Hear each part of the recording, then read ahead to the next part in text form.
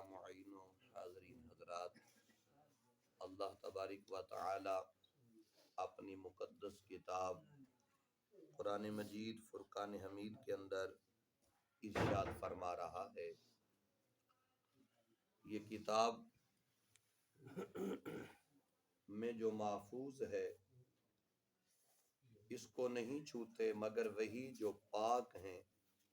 یہ اتارا گیا ہے رب العالمین کی طرف سے۔ کیا تم اس قرآن کے بارے میں کوتاہی کرتے ہو؟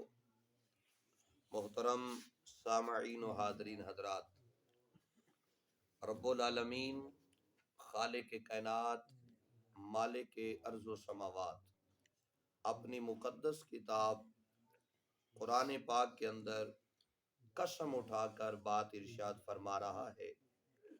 قسم اس بات پر اٹھائی جا رہی ہے کہ یہ کتاب جادو، شعر اور اساطیر نہیں جیسے کفار گمان کرتے ہیں، بلکہ یہ کتاب کریم ہے۔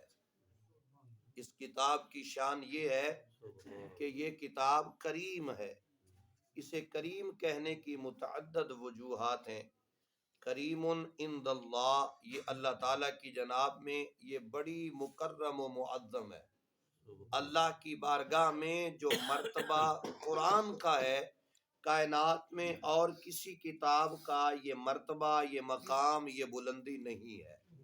سب سے زیادہ معزز کتابوں میں سے، سب سے زیادہ عرفہ، سب سے زیادہ اعلیٰ اور سب سے زیادہ بہترین جو کتاب ہے وہ قرآن پاک ہے، جسے رب نے کریم کہا ہے کہ یہ کتاب کوئی معمولی کتاب نہیں ہے، یہ کتاب بہت بڑی عظیم کتاب ہے۔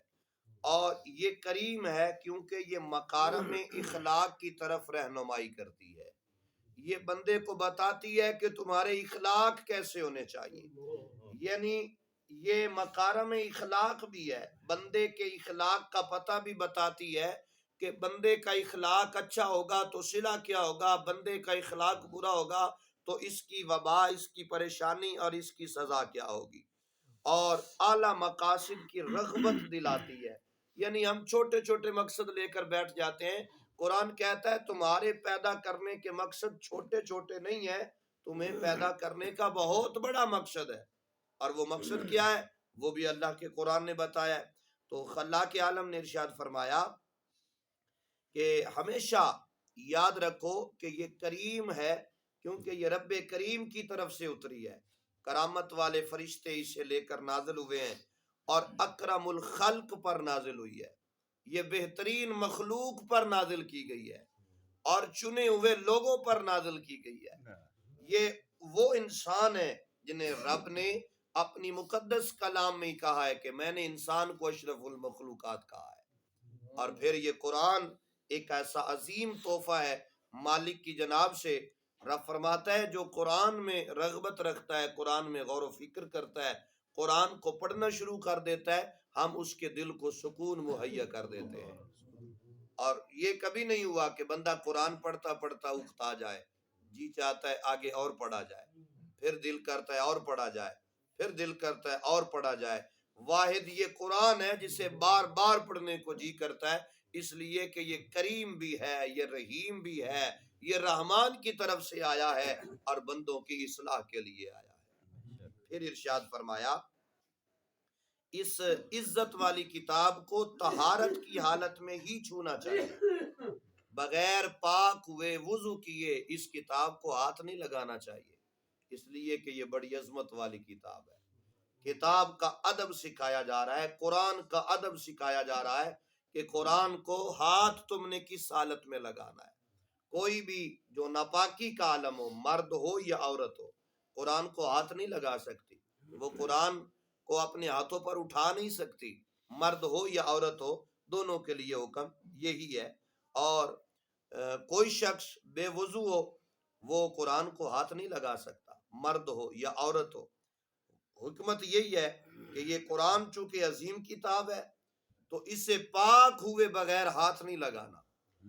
ہاں اتنا ضرور ملتا ہے کہ جو بندے قرآن پاک کے حافظ ہیں، حفظ کیا ہوا ہے، وہ چل رہے ہیں، سفر میں ہیں، اگر ان کا وضو ٹوٹ گیا ہے تو بغیر وضو کے زبانی وہ پڑھ سکتے ہیں، یا جتنا بھی کسی کو یاد ہو زبانی وہ پڑھ سکتا ہے، لیکن قرآن کو ہاتھ نہیں لگا سکتا بغیر وضو کے۔ اس میں حکمت یہی ہے کہ قرآن ایک عظمت والی کتاب ہے، کوشش تو کرنی چاہیے کہ اگر وضو ٹوٹ گیا ہے، پانی مہیا ہے، بے شک وہ زبانی بھی اسے یاد ہے، لیکن وہ وضو کرے، وضو کی حالت میں سفر بھی کیا جائے، وضو کی حالت میں قرآن پڑھا جائے۔ لیکن اگر پانی میسر نہ ہو تو تیمم کا بھی حکم ہے، تیمم کر لو۔ اور اگر یہ بھی صورت نہ بن سکتی ہو، کوئی ایسی جگہ پر ہے جہاں پر یہ صورت بھی نہیں ہو سکتی، تو پھر حکم ہے کہ وہ زبانی پڑھے، لیکن وہ قرآن کو ہاتھ نہیں لگا سکتا۔ اور اس کے لطائف و معارف، اسرار و رموز اور شاہد معنی تک رسائی کی سعادت ہر کس و ناقص کو نہیں بخشی جاتی، بلکہ یہ صرف ان نفوس قدسیہ کا حصہ ہے جن کا ظاہر و باطن، جن کا دل اور ذہن ہر قسم کی علیشوں سے پاک ہے۔